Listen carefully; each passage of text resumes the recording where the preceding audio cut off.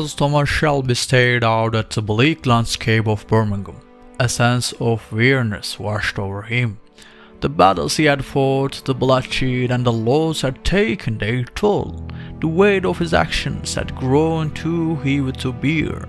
Despite his victories, he found himself questioning the cost of his empire, the sacrifices made along the way.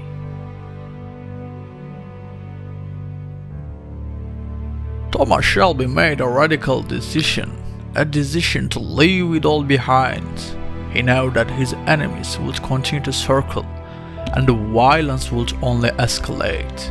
He couldn't bear to see any more of his loved ones fall victim to the never-ending cycle of vendetta and revenge. Thomas called a meeting with his most trusted allies, presenting his plan to relinquish his control and disappear. He knew his decision would have consequences for those around him, but he also believed it was the only way to salvage some semblance of peace and redemption. With a heavy heart, Thomas transferred his power and responsibilities to Arthur, his loyal brother. He ensured that his family and friends would be protected in his absence, offering them a chance to build a life free from the shadow of the Shelby Empire. As news of Thomas Shelby's departure spread, whispers echoed through the streets of Birmingham.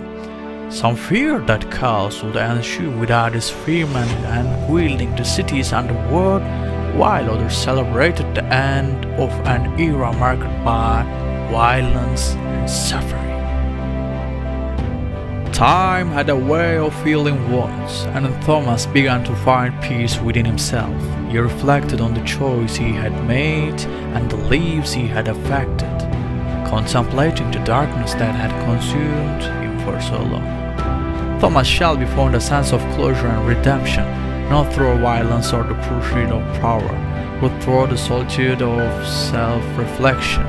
He learned to let go of past and forgive himself for the sins committed in the name of ambition.